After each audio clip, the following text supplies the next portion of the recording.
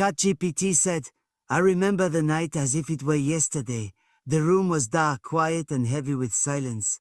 The kind of silence that makes your heart race because you can hear your own thoughts echoing back at you. I sat on the floor, head in my hands, staring at the peeling paint of the wall, wondering how my life had come to this point. Bills scattered across the table, dreams that once burned like fire, now dimmed into fading embers. I had ideas, I had energy, I had faith, or at least I thought I did. But in that moment, I felt as if I was at the bottom of an endless well, shouting prayers that never came back as answers. It was then that my heart whispered the question I was too afraid to ask aloud. God, what do I need to do to change my life? And that's when it happened. Not with thunder, not with light, not even with a miracle I could see, just a whisper deep inside my soul. Two simple words. I believe big. I sat there frozen. It wasn't just a thought. It wasn't imagination. It was like someone had spoken directly into my spirit, bypassing my doubts, piercing my fear. Believe big. At first I laughed. How could those two words change anything? I was broke, tired, and surrounded by problems. But the longer I sat with those words, the more they began to grow roots in my heart. You see, when God gives you a word, it's not a suggestion.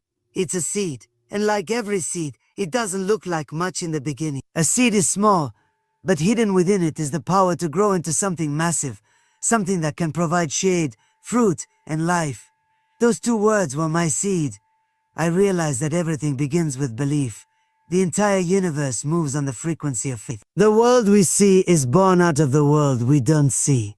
Dr. David Yanga Cho once said that imagination and faith are the wombs of creation. If you can see it with your spiritual eyes, you can birth it into reality. So I began to imagine differently. I started to visualize not what I had, but what I could become. My prayers changed. Instead of crying about what I lacked, I began to thank God for what was coming. I stopped asking, oh, why me? And started declaring, oh, it's me. I started walking around my small broken house as if I already owned a mansion in faith. My neighbors might have thought I was crazy, but I was learning the language of heaven, faith talk, because when you speak faith, you're no longer describing your circumstances, you're creating your destiny. The words I believe became my daily mantra. I wrote them on paper and pasted them on my wall. Every morning, I'd wake up, see those words, and declare, and today I believe bigger than I did yesterday. I didn't wait for everything to be perfect. I began right where I was. You see, faith doesn't wait for evidence. It creates evidence. When you believe big, you act as though the promise is already fulfilled. I began to dream again. I began to plan again. I began to smile again. And something powerful started to happen. My thoughts changed. My energy shifted. Doors that had been closed for years started to open. People I hadn't heard from in ages began reaching out with opportunities. It wasn't magic. It was the law of faith in motion. What you believe in your heart, you eventually attract in your life. The moment you shift your belief, your reality begins to align with that belief. But here's what I learned in that process. Believing big isn't about arrogance. It's about agreement. It's about agreeing with what God says about you. It's about aligning your thoughts with His thoughts. The problem with most of us is not that we dream too big. It's that we believe too small. We limit a limitless God with our limited imagination. We think, I could never be that successful, or people like me don't get rich, or I'm not smart enough, not lucky enough, But God never asked you to be lucky. He asked you to be faithful. When you start to believe big, you stop talking about problems and start talking about possibilities. You begin to see your challenges not as punishment, but as preparation. The same walls that once trapped me became the foundation of my breakthrough. I realized that God doesn't give us small words because He doesn't create small people. If the vision inside you feels too big for you, that's how you know it's from God. Because if you could do it on your own, you wouldn't need Him. Every morning I'd repeat those words and visualize abundance. I'd close my eyes and see the business flourishing, the home filled with joy, the people I could bless when I succeeded. And even when nothing around me looked different, everything inside me was changing. My faith was growing stronger than my fear. That's when I understood something Dr. Cho often taught. Before anything happens in the physical, it must first be conceived in the spiritual. Faith is the bridge between what is unseen and what is seen. I stopped measuring my future by the size of my bank account and started measuring it by the size of my belief. Because your outer world will always reflect your inner world. When your belief expands, your blessings expand. When you think small, life gives you small results. But when you believe big, the universe cannot help but rearrange itself to make room for the greatness that's coming your way. That night, when those 2 words were planted in my spirit, I didn't know how they would change everything, but they did. They reprogrammed my mind. They rewired my thinking. They taught me that faith is not about ignoring reality. It's about creating a higher one. I learned that God's promises are waiting for someone bold enough to say, I will not settle for small. And the more I believed, the more life began to respond. I started taking steps I had never dared to take. I invested time where I once wasted it. I treated every opportunity as divine. Because once you believe big, you stop operating from fear and start operating from faith. Fear says, what if I fail? Faith says, what if I fly? Fear counts the obstacles. Faith counts the miracles. Fear looks at the storm. Faith walks on water. Those 2 words, believe big, became the axis on which my life turned. They pulled me from scarcity into abundance, from confusion into clarity, from hopelessness into purpose. I didn't become a millionaire overnight, but I became a millionaire first in my mind, then in my actions, and finally in my reality. That's how all transformation begins. First inside, then outside. Every blessing, every success, every miracle in my life traces back to that single night, to that single moment when I decided to stop shrinking my dreams and start stretching my faith. 2 words that looked small on paper, but were powerful enough to rewrite my destiny. And if they could change me, they can change anyone.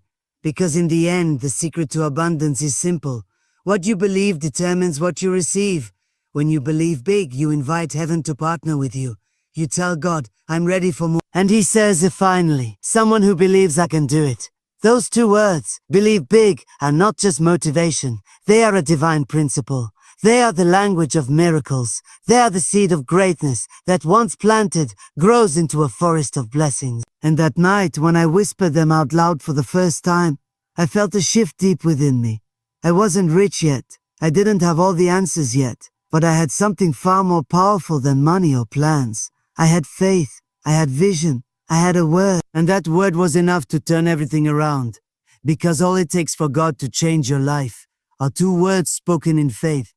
2 words that made me who I am today. Believe big. Believe big. Those 2 words didn't just inspire me. They demanded something from me. They were not meant to sit beautifully on paper or echo in a prayer. They were meant to be lived, breathed, and walked out daily. I learned quickly that believing big is not just a feeling. It is a discipline. It is an action.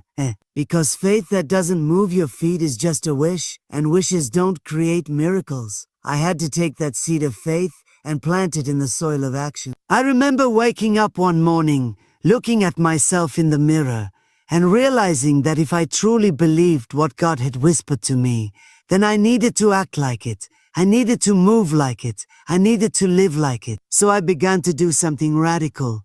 I stopped talking about my dreams as a someday and started treating them like a today. Every day became an appointment with destiny. The first thing I did was change my speech. My tongue had been my greatest enemy. I used to say, I can't afford that. Don't have the resources. I'm not ready yet. But when God tells you to believe big, you have to stop speaking small. I began to speak differently, not because I was pretending things were perfect, but because I was aligning my words with my faith.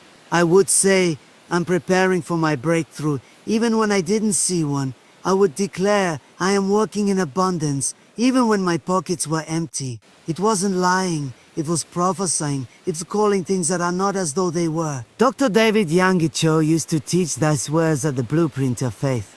They build the house before the foundation is even poured. I took that to heart. I started speaking success over everything I touched. Every project I started, I spoke life into it. Every setback, I blessed it instead of cursing it. Every failure, I called it a lesson in disguise. And little by little, my environment began to mirror my confession. You see, your words are powerful containers. They carry the energy of what you believe. Speak small and you live small. Speak big and the universe begins to rearrange itself to match your declaration. But believing big required more than words. It demanded action that matched those words. Faith without works is dead. I knew that scripture, but now it became a living truth. I began to put effort behind my belief. I started reading more, learning more, working harder. I treated every small task as if it were a divine assignment. I told myself, if I can't handle the little things with excellence, how can I handle the big blessings I'm praying for?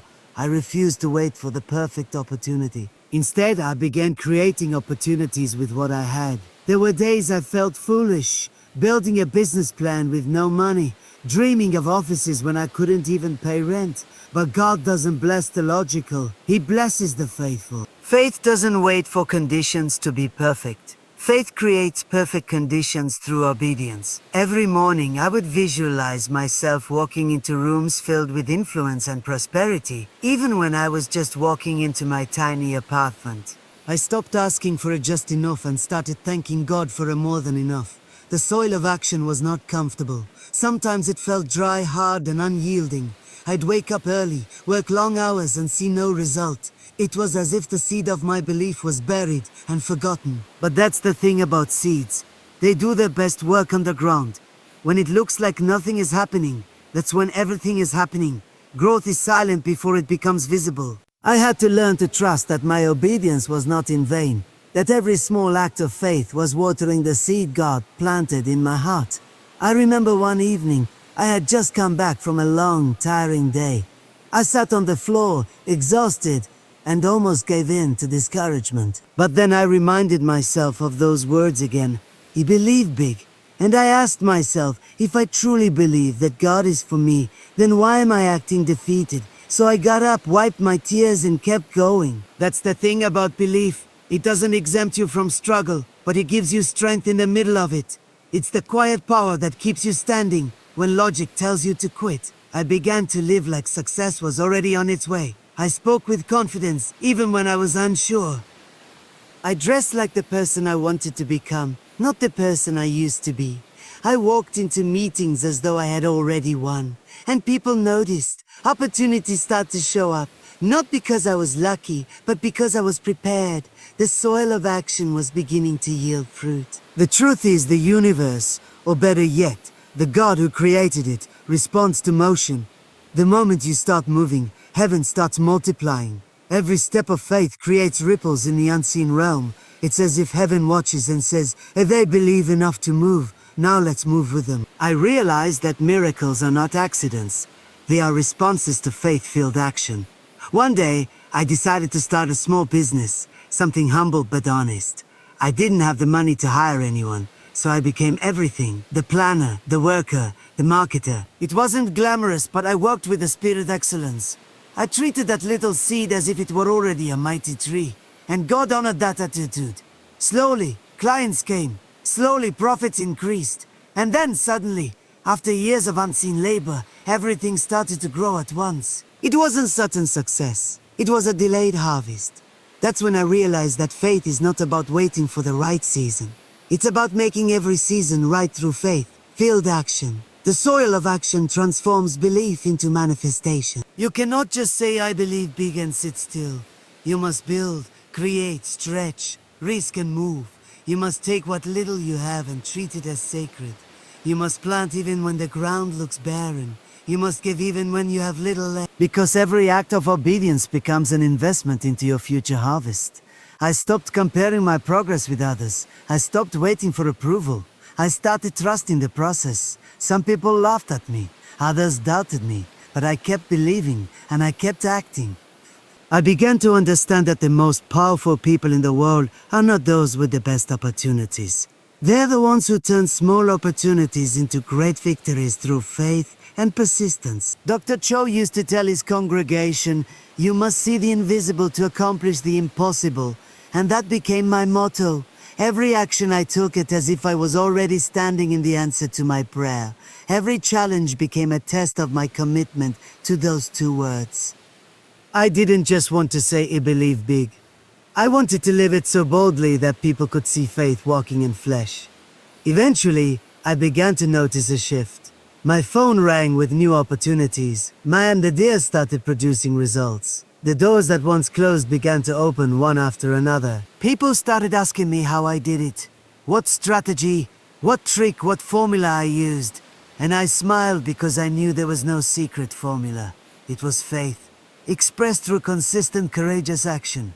Belief is the spark, but action is the flame. One without the other is incomplete. I learned that when you believe big, your actions must be big enough to match it. You cannot pray for a harvest and then refuse to plant seeds. You cannot ask for blessings and then be lazy with what's in your hands. God multiplies motion, not hesitation. Those early days taught me something I will never forget. Faith grows best when it's exercised. The more I acted, the stronger my faith became. Every wrist, every step, every moment of obedience built spiritual muscle in me.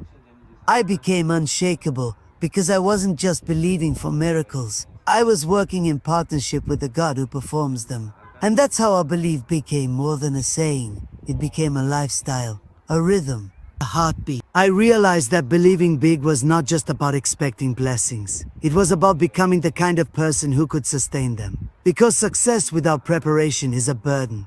But success built on faith and action is a legacy. In every season I reminded myself, the soil of action is where dreams take root. And every time I acted with faith, I watered that soil. Every time I refused to give up, I strengthened that root. Every time I pushed through fear, I grew closer to the miracle. I wasn't just chasing wealth. I was building faith wealth, character wealth, spiritual wealth.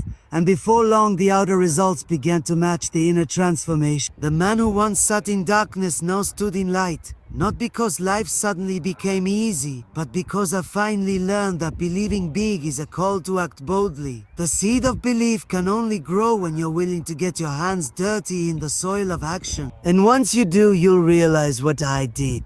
That your miracle isn't waiting in the distance. It's waiting on the other side of your movement. There came a time, right in the middle of that journey, when I faced what I now call the breaking point before the breakthrough. You know that point where your heart says you believe, but your circumstances mock you.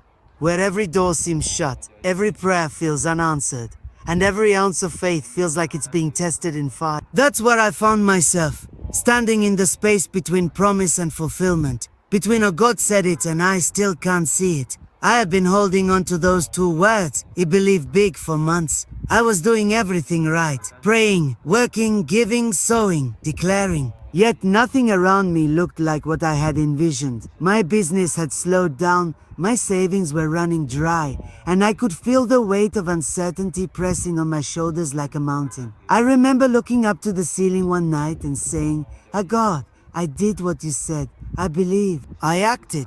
So why does it feel like I'm going backward instead of forward?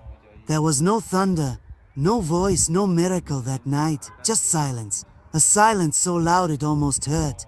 But in that silence I realized something profound.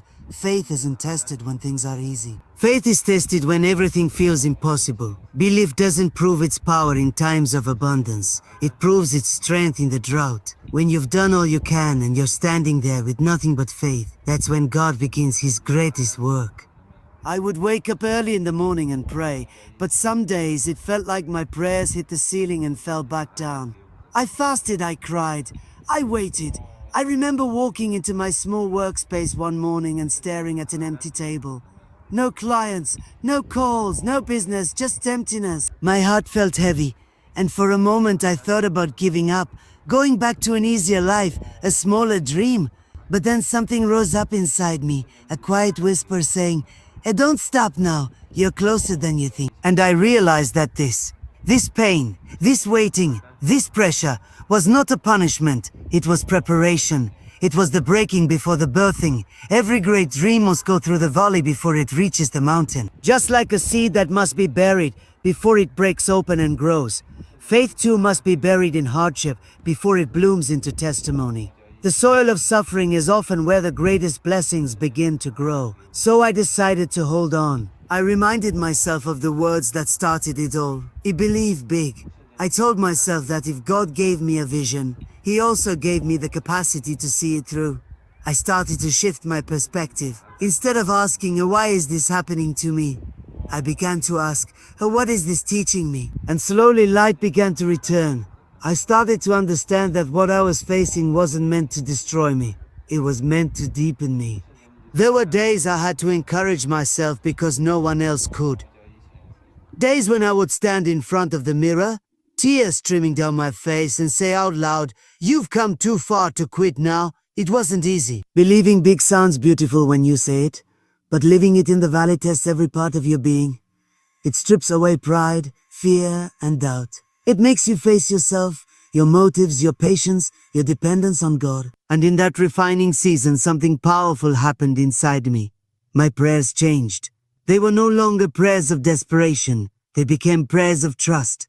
I stopped asking for quick fixes and started asking for strength. I stopped chasing the outcome and started chasing the one who controls outcomes. I realized that the miracle I was waiting for was not something external. It was internal. God was building my faith muscle, teaching me endurance, molding me for the blessings He had prepared. I often thought of the story of Abraham, how God promised him a son, yet years passed in silence. Can you imagine believing for something for decades without seeing a sign? And yet he held on. That's the kind of faith that moves heaven. Not the faith that believes when it's easy, but the faith that believes when it's dark, lonely, and uncertain. There were nights I could barely sleep, replaying every mistake, every closed door. But in those nights, I began to notice something. Even though I felt weak, I hadn't given up. Something inside me refused to let go.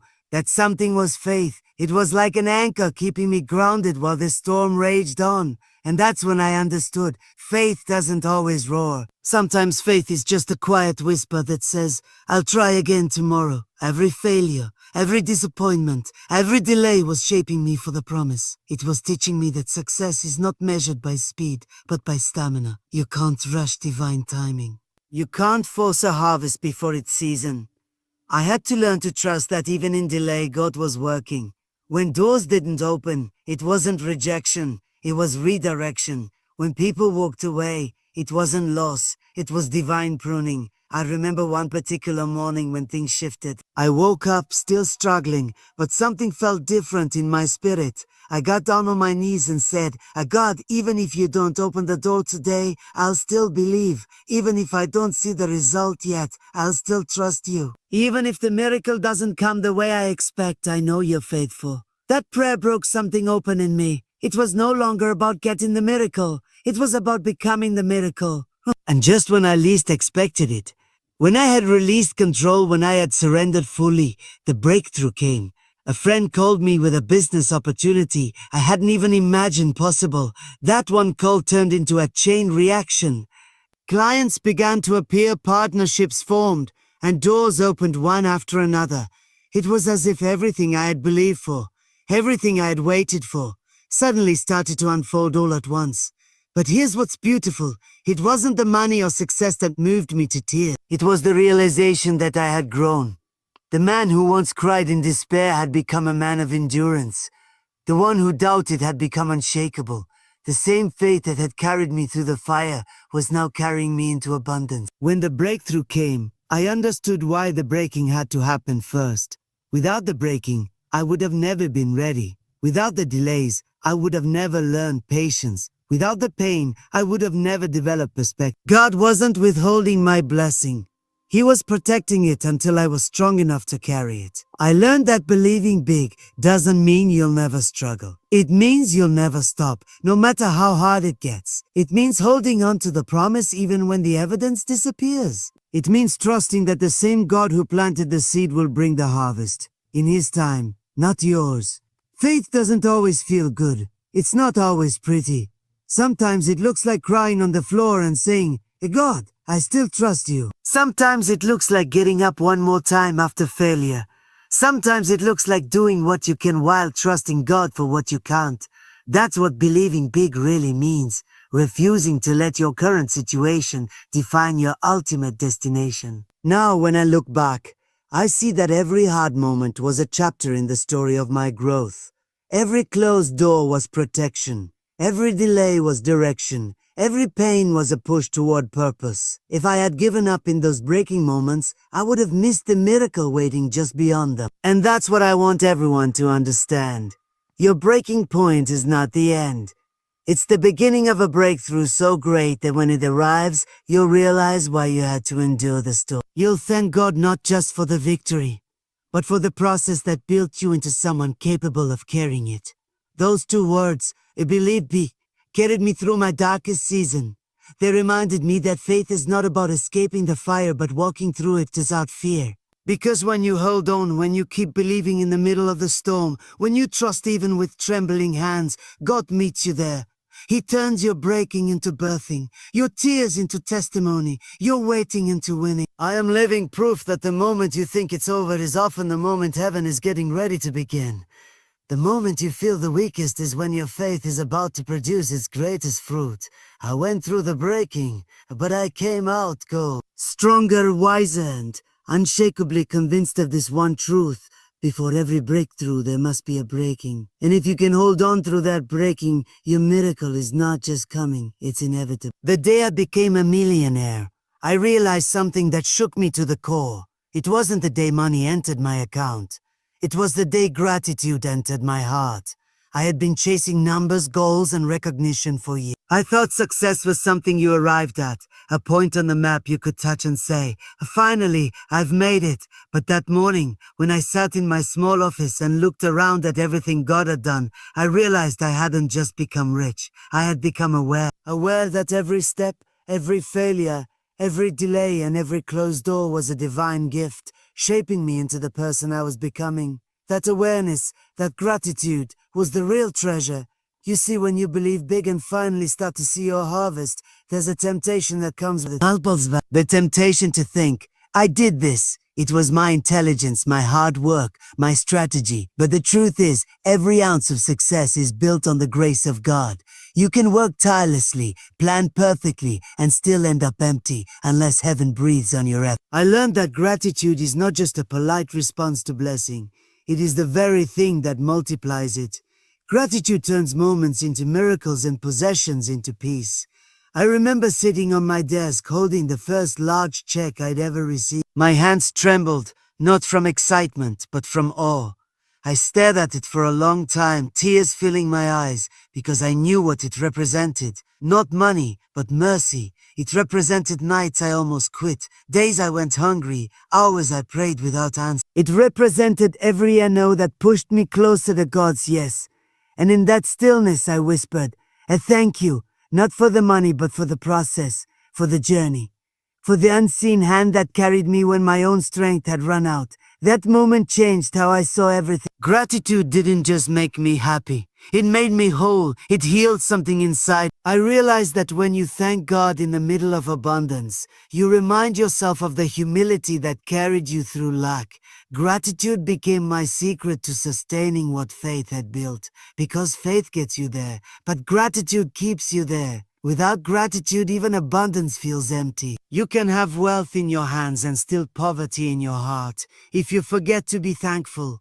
I started a new habit that changed my life completely. I began to start every morning with thanksgiving. Before checking my messages, before touching my business files, before thinking about profits or deadlines, I would sit quietly, close my eyes, and list everything I was thankful for. Sometimes I thank God for the obvious, my home, my health, my work. But other times I thanked Him for the things that once hurt, the failures that taught me wisdom, the losses that taught me strength, the loneliness that taught me faith. And every single time I did this, I felt peace rise like the sun inside my soul. Gratitude opened my eyes to the small miracles I used to overlook.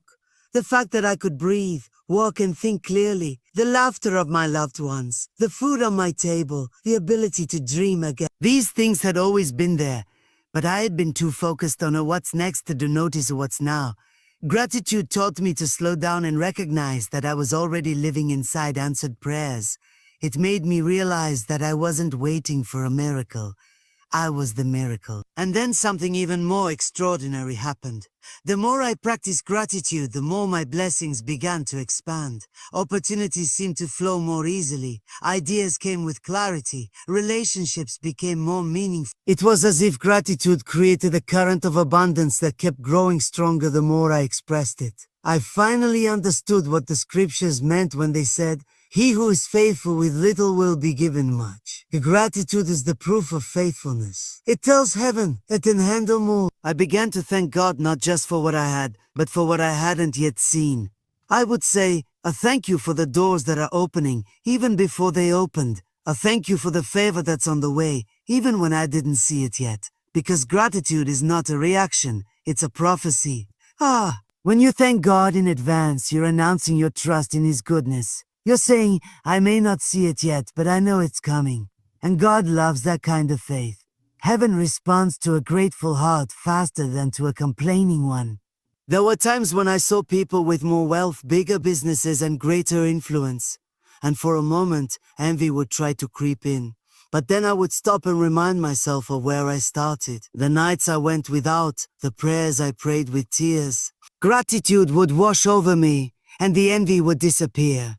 Because gratitude doesn't compare. It celebrates. It doesn't look at what's missing. It rejoices over what's present. I remember once attending a gathering of successful entrepreneurs. They were talking about strategies, markets, and investments. When my turn came to speak, I didn't share a formula. I shared my story. I told them about those two words, believe big, and how faith had brought me where no formula could. And I told them about gratitude.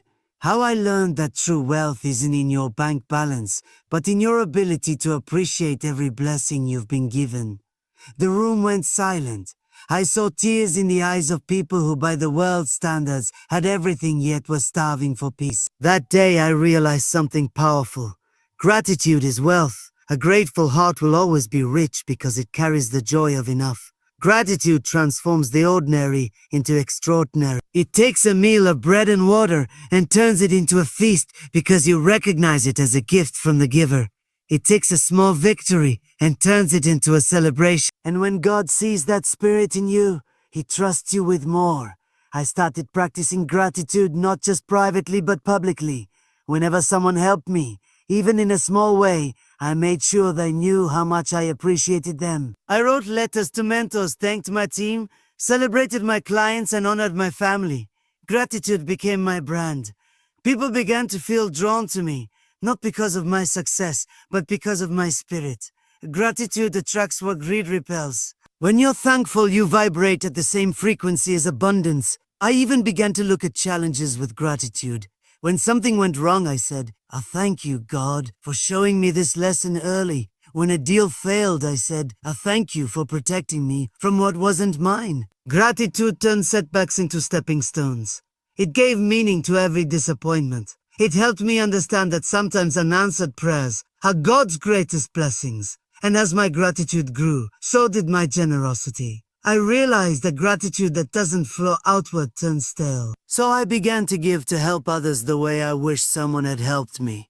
I funded scholarships, supported small entrepreneurs, and gave quietly to those in need. And every time I gave, I felt richer, not poorer, because giving is gratitude in motion. It's saying, God, you've given me more than enough, so let me share it. And every time I gave, somehow, more came back. Not always in money, but in peace, joy, and divine favor. One evening I sat under the stars, watching the sky stretch endlessly above me. I thought about how far I'd come, from those nights of fear and doubt to this moment of fullness and peace. The stars seemed to whisper, this is what believing big looks like. Not the wealth in your hands, but the thankfulness in your heart. I smiled because I finally understood the full circle of faith. It starts with belief, grows through action, is tested in breaking, and is crowned with gratitude. Gratitude completes the miracle. I realized that no matter how high I rise, no matter how much I earn, if I lose my gratitude, I lose everything. Because gratitude is what keeps the heart humble, the spirit grounded, and the soul connected to its source. It reminds you that you are not self-made. You are God-made, and when you live with that awareness, every breath becomes a blessing, every sunrise a miracle, every heartbeat a reason to say, thank you. So as I sat there, reflecting on all that had happened, I whispered again, thank you, Lord. Thank you for the lessons hidden in loss. Thank you for the grace hidden in growth. Thank you for turning my small belief into a big destiny. Thank you for reminding me that true success is not about what I own, but about who I've become. A believer who is grateful, a dreamer who's humble, and a millionaire not in wealth alone, but in spirit. Gratitude, I learned, is not an afterthought. It is the foundation of miracles, the rhythm of abundance, and the language of heaven. And the moment you let it take root in your heart, everything in your life begins to bloom. Long Banakadu 5000 you said, when I look back at the journey that transformed me, from a man chasing dreams to a man walking in divine abundance, I see one final truth standing above all others. You must speak what you seek until you see what you've said. Those two words that started it all, I believe big, were not just words I held silently in my heart. They became words I spoke daily, words I lived by, words I released into the atmosphere until the invisible became visible. I learned that your mouth is not just an instrument of communication. It's a creative tool, a weapon of faith. What you speak, you summon. What you declare, you attract. And when your words align with heaven's promises, your reality begins to shift. There was a time when my life looked nothing like what I dreamed. I had debts, doubts, and disappointments sitting like shadows around me. But every morning, before I faced the noise of the world, I would stand in front of the mirror and speak life. I would look myself in the eye and say, I am blessed, I am chosen, I am guided, I am a millionaire in the making. And in those moments, it didn't matter that my pockets were empty. My spirit was full. I was sowing seeds with my words. The world around me might not have changed yet, but something inside me did. My faith was being built word by word. You see, words are like spiritual DNA. They carry the blueprint of your future. Every declaration plants a seed in the soil of your destiny. The problem is, most people use their mouths to describe their situation instead of declaring their transformation. They say, I'm broke, and wonder why luck follows them. They say, I can't, and wonder why opportunities vanish. I learned to stop speaking from my pain and start speaking from my promise, because faith never describes the mountain, it commands it to move. I remember one night in particular when everything seemed to collapse. My business had failed, I had lost my last investment, and I sat alone in a dimly lit room, feeling like the dream was over. My thoughts whispered defeat. You tried, and it didn't work. You're finished. But suddenly a verse echoed in my spirit. Let the weak say I am strong. Not think it, not hope it. Say it. I stood up, tears streaming down my face, and began to speak out loud. I am not defeated. I am not done. I will rise again. God is not finished with me. At first my voice shook. But as I kept speaking, strength began to fill me. I realized that my situation didn't need to change for my confession to. My confession would change my situation. That night marked the rebirth of my destiny. From then on, I spoke differently. When fear whispered, I shouted faith. When doubt crept in, I declared victory. When luck stared me in the face, I said, my cup overflows. And slowly, the world began to respond. Opportunities came, not by accident, but by alignment. People were drawn to the confidence that my words carried. My declarations became invitations for miracles. Dr. David Yange Cho often said, the words you speak create the house you live in. That truth burned inside me. If I wanted to live in abundance, I had to stop building walls of limitation with negative words. So I made a rule. I would never speak lack, fear, or failure over my life again. If I couldn't say something in faith, I wouldn't say it at all. And that single discipline changed everything. My conversation shifted, my thoughts followed, and eventually my reality caught up. I began to treat my words like currency, spending them wisely, investing them intentionally. Every thank you, Lord, every I believe, every it is done was a deposit into my spiritual account. And soon the returns came, not just in finances, but in peace, influence, and divine favor. I began to experience what I had been saying for years. My business grew beyond what I could have imagined. My home overflowed with joy. My heart carried a quiet power that came from speaking faith into every corner of my life. There's a mystery in the way God designed creation. He spoke and it became. Let there be light, he said, and light appeared. We were made in his image, carrying that same creative power. Our words carry energy, divine energy. That's why when you declare healing, peace, or abundance, heaven begins to move. Angels respond to spoken faith. The spiritual realm takes your words as commands. The question is not whether your words have power, it's whether you're using that power wisely. I used to think prayer was only about asking, but I discovered it's about agreeing with God's promises, not your problems. When you declare, God will make a way, you're aligning yourself with His truth. When you say, I am more than a conqueror, you're not describing how you feel, you're declaring who you are. And that declaration releases the supernatural. One time during a season of struggle, I was praying late into the night, asking God for a breakthrough. Suddenly I heard deep in my spirit, stop asking, start declaring. I paused confused. Then I began to understand. I had been praying from a place of lack, begging for what was already mine. So I changed my prayer. I stood up and began to speak with authority. Doors are opening. Favor is finding me. I walk in divine provision. Within days, everything began to shift. Clients called, debts were cleared, and peace returned. It wasn't magic. It was manifestation, the power of spoken faith. But speaking doesn't mean pretending. It means proclaiming the truth before you see it. Faith-filled words are not denial. They're declaration. You're not ignoring reality. You're invoking a higher one. When I said, I am a millionaire, I wasn't bragging. I was agreeing with the potential God placed inside me. My mouth was prophesying my future. I also learned that what you say about others affects your own blessings. When you speak life over people, you open channels of favor toward yourself. When you criticize or curse others, you block your own flow. So I started blessing everyone, even those who wronged me. If someone hurt me, I said, "May God bless them and heal them." If a competitor tried to bring me down, I said, "And may God increase them too," because my destiny doesn't depend on anyone else's downfall. It depends on my declaration. There's a story I often share. A young man once came to me frustrated that nothing in his life was working. He said, "I've tried everything, prayer, fasting, planning, but I'm still stuck." I asked him, "What do you say about yourself every day?" He looked down and said softly, "I always say I'm unlucky." I smiled and said, "Then life is simply agreeing with your confession." I told him to start saying, "I am favored. Everything works for my good." Within 3 months, his life began to change.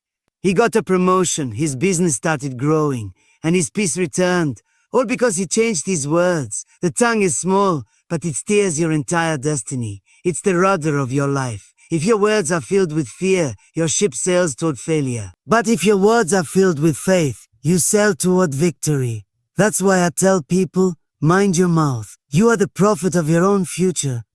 I once read that the human brain cannot distinguish between what's imagined and what's declared with conviction. That means when you speak abundance, your mind begins to align with it. Your energy, your actions, even your decisions start moving toward that reality. That's why successful people don't just dream, they declare. They speak their goals aloud until their subconscious believes it's already done. I took that principle and applied it to everything.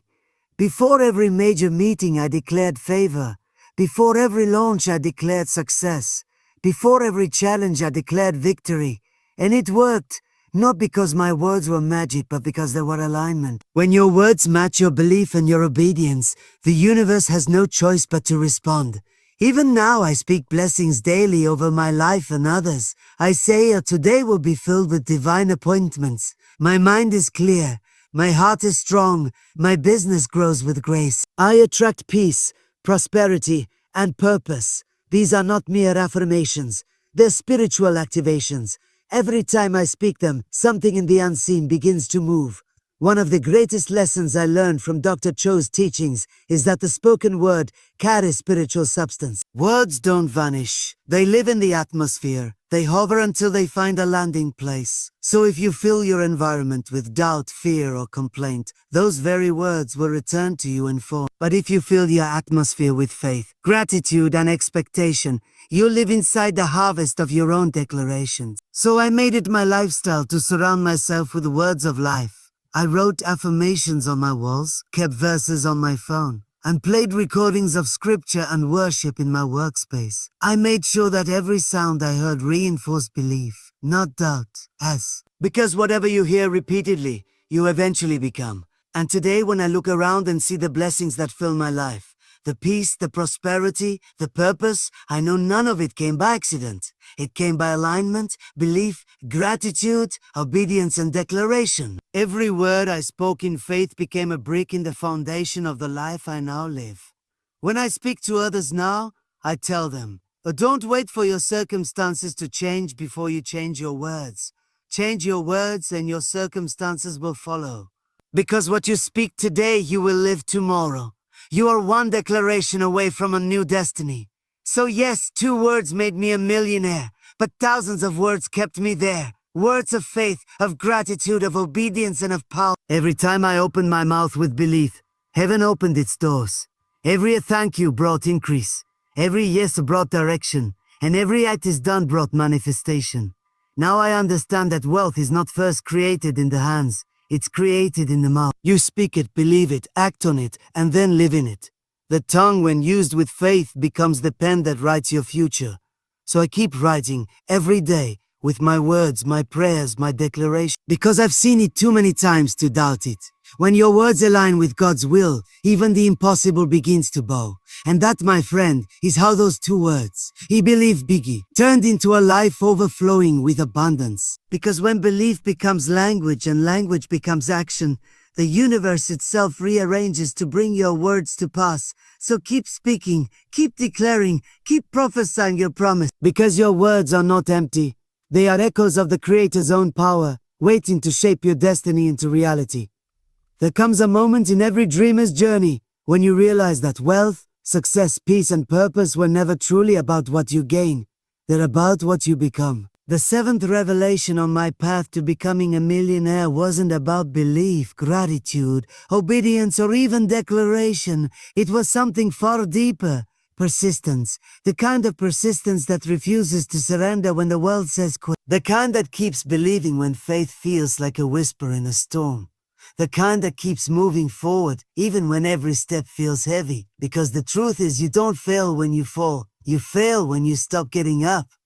I learned this truth not in comfort, but in crushing seasons. The kind that tests not your dream, but your determination. When I began my journey, I thought success would come quick. I believed that faith would open every door, gratitude would bring every blessing, and obedience would make every path smooth. But life has a way of testing whether your belief is convenience or conviction. And when the storms came, when my plans crumbled, when my prayers seemed unanswered, when silence filled the heavens, I met the most powerful force on earth, the will to persist. I remember vividly one night when I sat alone in my small room. I had poured everything into my business, and it had collapsed overnight. My phone stopped ringing, my investors disappeared, and my confidence drained like water from a cracked jar. The enemy whispered, "You were foolish to believe. You're not meant for this." My heart ached, my mind doubted, but deep within my spirit a fire refused to die. I got on my knees and prayed, "God, I don't understand what you're doing, but I refuse to give up." That night, my prayer wasn't one of strength, it was one of surrender. But in that surrender, something holy happened. My weakness became his workshop, my pain became his platform. And that's when I learned that persistence isn't about striving harder. It's about standing longer. Days turned into weeks, weeks into months, but I kept showing up. Every morning I woke up before dawn, opened my notebook, and worked on ideas no one believed in. I had no assurance of success, but I had a conviction, a quiet voice saying, "I keep going." And that voice, that whisper from heaven, became the soundtrack of my soul. It taught me that success doesn't belong to the fastest or the smartest. It belongs to those who simply refuse to stop. There were times I faced rejection after rejection. Investors said no. Clients backed out. Even close friends doubted me. Each no hit like a hammer on my faith. But rather than letting it break me, I let it shape me. I realized that every no was not a wall. It was a direction. God was redirecting me toward better doors, greater opportunities, and deeper growth. Persistence taught me that rejection is not a sign of failure. It's an invitation to refinement. I often thought of the bamboo tree, how it takes 5 years to break the soil, but only 5 weeks to shoot up to full height once it does. You water the soil for years, see nothing, fight discouragement, and wonder if anything is happening. But underground, roots are growing, unseen, uncelebrated, unshakable. And then when the season is right, everything you sowed in silence suddenly bursts forth in the open. People call it overnight success, but you know it was years of quiet persistence. There was a season when I was surviving on almost nothing. I would walk miles to meetings because I couldn't afford transportation. I would drink water to fill my stomach when there was no food. But I never let my situation dictate my vision. I remember writing in my journal, "Oh, one day I'll look back and thank God for this hunger." And I do, because hunger sharpened my vision. It reminded me that success isn't about comfort. It's about calling. Every hardship was training. Every delay was preparation. Every lonely night was proof that I had not given up. Persistence is not glamorous. It doesn't post well on social media. It's the unseen grind, the daily discipline, the faith that works when no one is watching. It's writing when no one reads, sowing when there's no harvest, believing when there's no evidence. It's the kind of faith that refuses to be circumstantial. I learned that persistence is not driven by results. It's driven by revelation. It says, even if nothing changes, I will still trust God.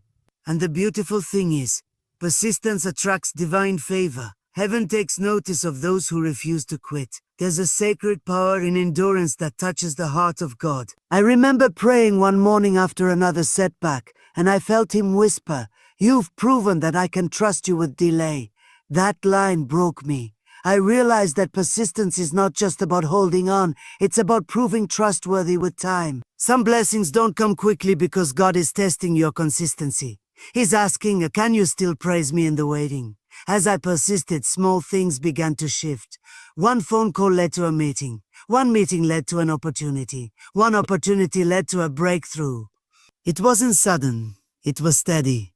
Persistence doesn't create explosions. It builds momentum. It's like pushing a heavy train. At first, it barely moves, but if you keep pushing, 1 inch turns into a mile. The moment you stop is the moment you lose your progress. So I kept pushing.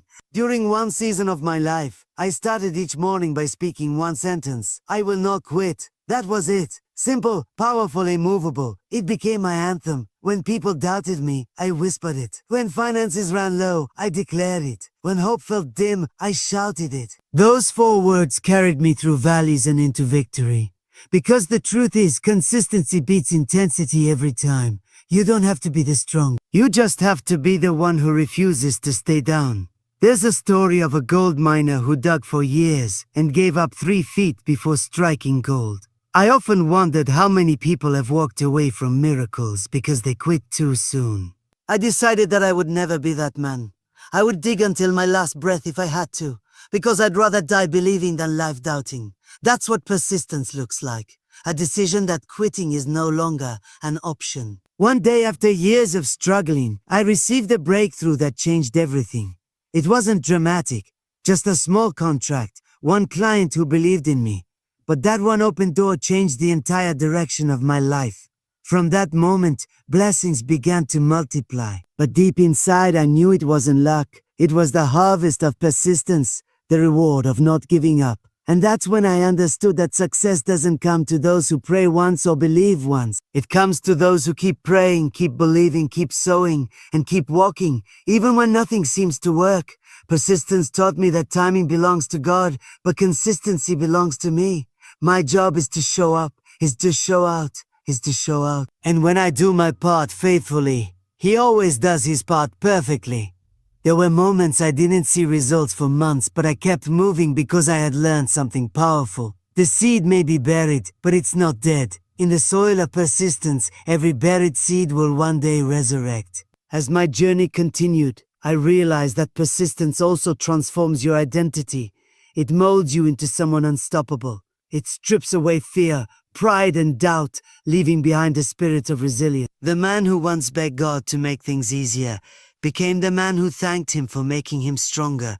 I stopped asking for lighter burdens and started asking for broader shoulders. Persistence made me powerful in ways money never could. And the irony of persistence is this: once you master it, doors begin to open with ease. What used to require sweat and tears begins to flow naturally. Because persistence builds mastery. It refines you until what once overwhelmed you now feels effortless. The journey that once felt impossible becomes your testimony. People often ask me now, What's the one thing that separates successful people from those who give up? My answer is simple. They kept showing up. Not just when it was easy, but when it was unbearable. Not just when they felt inspired, but when they felt empty. Because persistence isn't about feeling motivated. It's about being committed. Feelings fade, but faith stands. I tell my audience all the time, there will come a day when you stand on the mountaintop of success.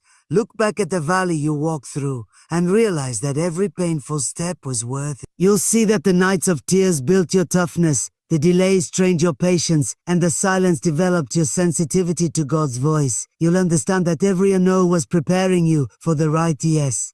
So when I look at my journey now, the abundance, the peace, fulfillment, I don't just see success. I see scars that became stories. I see delays that became testimonies. I see pain that became power. And all of it happened because I refused to stop. Because persistence, my friend, is the final key that unlocks everything. And that is what truly made me a millionaire, not just in money, but in mind, in purpose, in faith. Because persistence turns dreamers into doers, believers into achievers, and ordinary people into unstoppable forces of destiny. When you keep walking through the storm, one step at a time, one prayer at a time, one act of faith at a time, you don't just survive, you rise. And the world makes room for the one who refuses to quit. When I reached the 8th revelation of my journey, I understood something that shook me to my core. Something that separated the ordinary from the extraordinary, the dreamers from the doers, and the wishers from the wealthy. That revelation was serving others. I realized that the ultimate key to abundance wasn't just faith, gratitude, obedience, declaration, or even persistence. It was a heart that beats for others. Every true millionaire, every world changer, every visionary who ever lived didn't chase money. They chased meaning. They didn't live to collect wealth. They lived to create wealth. I remember the moment this truth struck me. I was sitting in my office, surrounded by everything I had once prayed for. The car, the home, the recognition. But my heart felt strangely empty. It was a quiet afternoon, the kind of silence that makes you think deeply. I asked God, is this all there is? And deep within my spirit, I heard a whisper, you were blessed to be a blessing. That single sentence pierced my soul. I realized that true wealth isn't in what you keep, it's in what you give. You can have everything, but if you're not using it to lift others, you're still poor. From that day on, my purpose shifted. I stopped asking, how can I make more? And started asking, how can I help more? Because when you begin to live for others, something miraculous happens. Heaven begins to flow through you. You stop being a container and become a channel. The more you give, the more you receive. The more you serve, the higher you rise. That's how the divine economy works. I still remember the first time I gave, not from surplus, but from sacrifice. A single mother came to me after a seminar, tears streaming down her face, saying she couldn't pay her rent. I had very little left myself, but in that moment, I didn't think of logic. I thought of love. I gave her what I had, and she wept as if I had given her the world.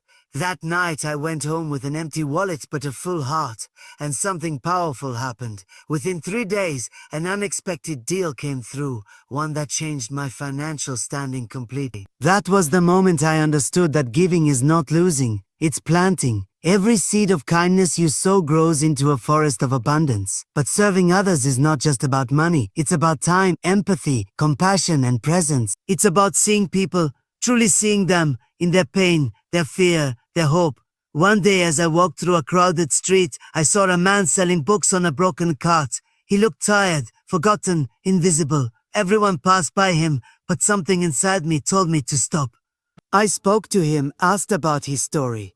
He told me he used to be a teacher, but after losing his job, he started selling books to survive. His eyes glistened as he said, I don't want pity, I just want purpose. That sentence stayed with me.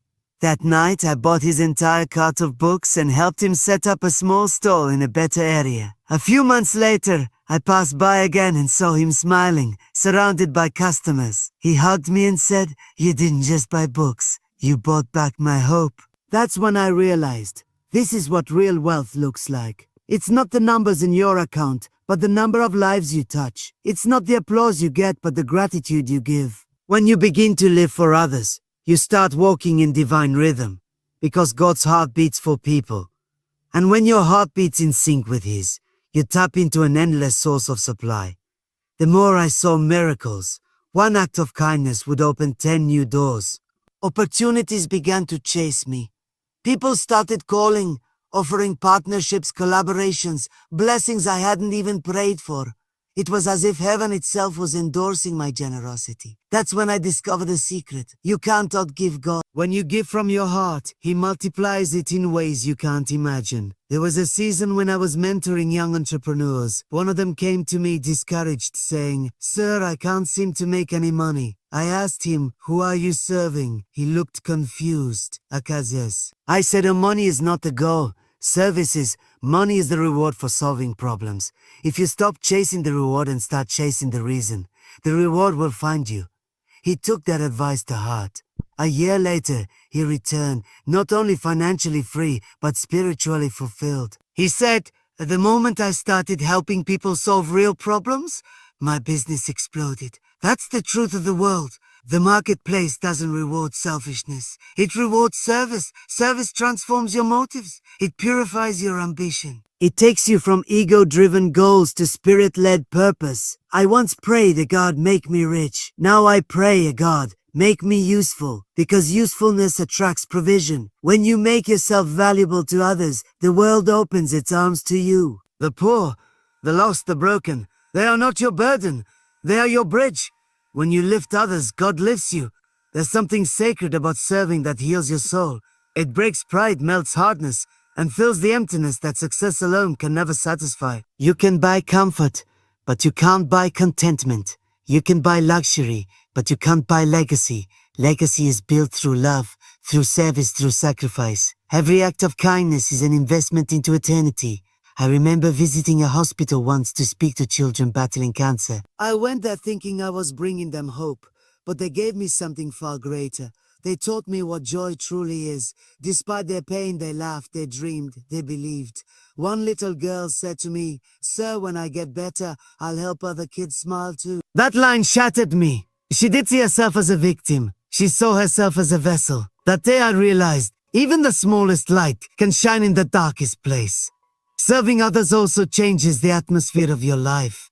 It fills your home with peace, your business with purpose, and your relationships with harmony. People are drawn to those who genuinely care. It's like light. It attracts everything good. And as you serve, you start to see abundance in ways that go beyond money. Health, joy, connection, creativity.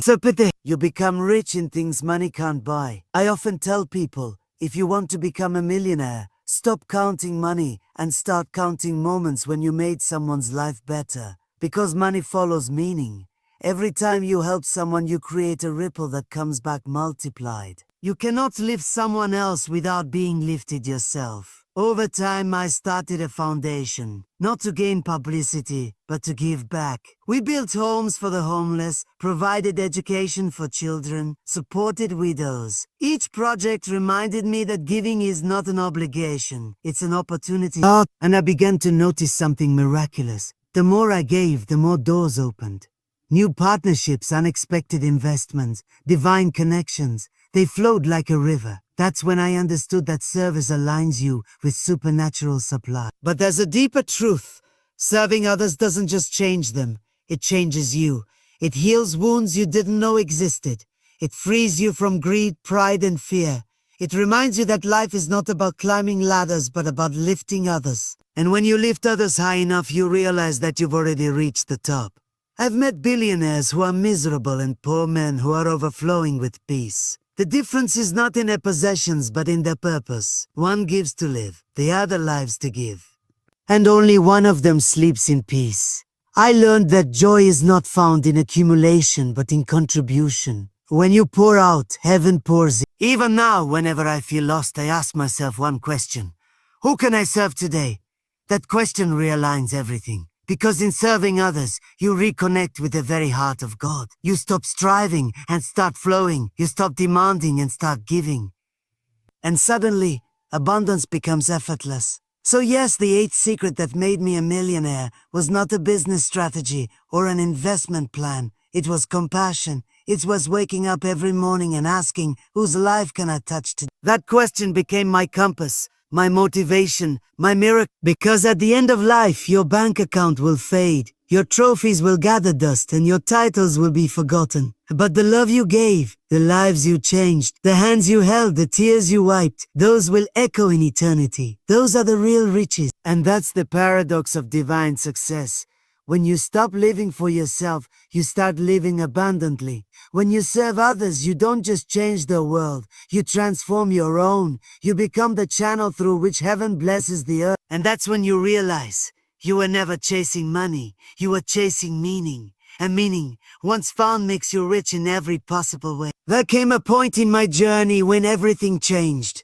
Not because I prayed more, prayed harder, or worked longer, but because I discovered a truth that transcends effort, outlasts struggle, and outshines every earthly pursuit. That truth was a vision, not just sight, not a dream you see with your eyes closed, but a destiny you see with your eyes open. A divine picture painted in your spirit long before it ever shows up in your hand. It was vision, clear, burning, unwavering vision, that transformed me from a man chasing success to a man creating significance. I remember the night it happened. I had reached what the world would call a success, wealth, influence, recognition, but something in my spirit was restless. I couldn't sleep. I walked into my study, turned off the lights, and sat in the stillness. It was there in that sacred silence that God spoke to me. Not through thunder, not through lightning, but through a whisper that pierced deeper than any shout. He said, "You have achieved much, but you have yet to fulfill your vision." I sat still for a long time thinking.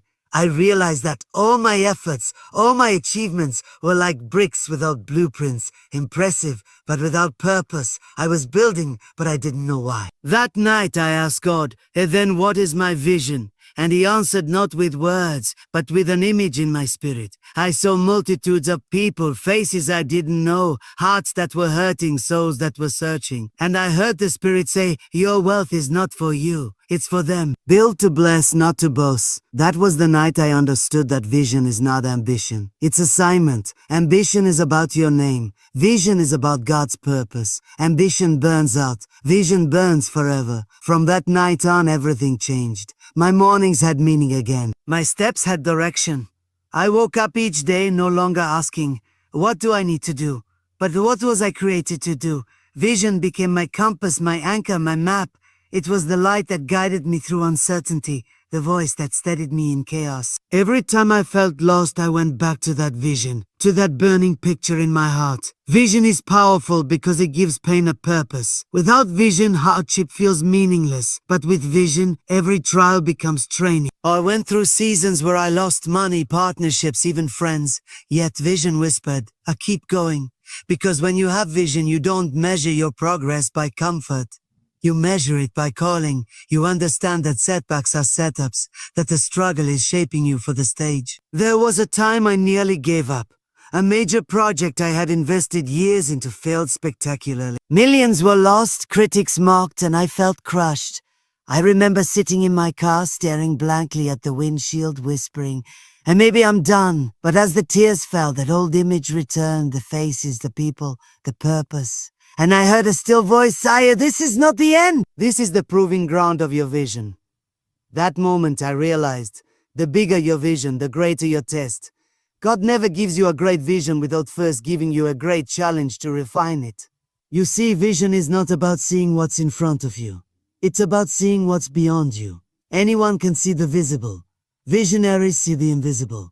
They look at the same mountain as everyone else, but instead of seeing obstacles, they see opportunity. Instead of saying it's too hard, they say it's worth it. That's what separates those who live history from those who make it. One of the first things I did after that revelation was write my vision down. Not in vague words, but in bold, clear statements. I wrote, "He will create something that outlives me. I will empower people to rise from poverty to purpose. I will use my wealth to heal, not to flaunt." I hung those words on my wall. Every morning I would read them aloud until they weren't just sentences, they were my soul song. That's what vision does. It doesn't just inspire you, it infects you. It consumes you until you can't go back to an ordinary life. But vision without discipline is just a dream. I had to align my daily habits with my divine direction. I started eliminating distractions, toxic relationships, and unworthy pursuits. Every decision, every investment, every conversation had to pass through one filter. Does this move me closer to my vision? If not, I let it go. That's the power of clarity. It simplifies your life. When you know where you're going, you stop wasting time wandering. Vision also demands patience. The most dangerous thing you can do is to rush divine timing. I learned that God gives you a glimpse of your future not to frustrate you, but to focus you. The vision is meant to pull you forward, not to pressure you into haste. There were years when nothing seemed to happen, but I refused to doubt the dream. Like a seed buried underground, I knew my vision was growing in the unseen. I kept watering it with faith, nourishing it with persistence, and protecting it from negativity. And then one day the fruit began to appear. The doors I had once begged to open began opening on their own. People started calling me, opportunities found me, and resources that once seemed unreachable became available. I realized that vision attracts provision. When your vision aligns with God's plan, heaven becomes your investor. You stop chasing and start attracting, but vision will also stretch you. It will take you places your comfort zone cannot. I was once terrified of public speaking. I preferred to work quietly behind the scenes, but my vision required me to speak to thousands, to inspire, to teach, to share. The first time I stood before a massive audience, my hands trembled, but I remembered my vision. I looked out and thought, these are the faces I saw that night. Suddenly, fear melted into fire. My words flowed not from confidence, but from calling. That's the thing about vision. When you're walking in it, even your weaknesses become weapons. There will always be people who don't understand your vision. Some will mock it, others will doubt it. I faced that too. Friends told me, you're dreaming too big. Family said, be realistic. Critics said, you'll never make it. But vision doesn't need validation, it needs conviction. You don't need them to see it. You just need to see it yourself, because every visionary looks foolish before they look brilliant. Noah looked crazy until it rained. Joseph looked delusional until he became a ruler. So I learned to smile at doubt and keep building my ark. As the years passed, my vision expanded. It grew beyond what I could have imagined. We built centers that fed families, trained leaders, and restored dignity to the forgotten. But even as the vision manifested, I realized something profound. Vision is never a destination, it's a direction. It keeps evolving. The more you walk in it, the more it reveals. Every fulfilled vision births a bigger one. Every dream achieved becomes the foundation for another. Vision also has a way of reviving you when life tries to drain you. There were times when I was exhausted, mentally, emotionally, spiritually. I wanted to pause to rest permanently. But every time I revisited my vision, I felt energy flood my being. Because vision fuels vitality. It reminds you why you began. When your why is big enough, your how will always appear. I've seen people chase money, and when they get it, they lose their peace. I've seen others chase fame, and when they find it, they lose themselves. But those who chase vision, they never lose, because vision outlives applause. It gives meaning to both success and suffering. It makes every victory holy. And let me tell you this, vision will always require faith. You'll be called to move before you see the full staircase. You'll have to trust a map drawn by unseen hands.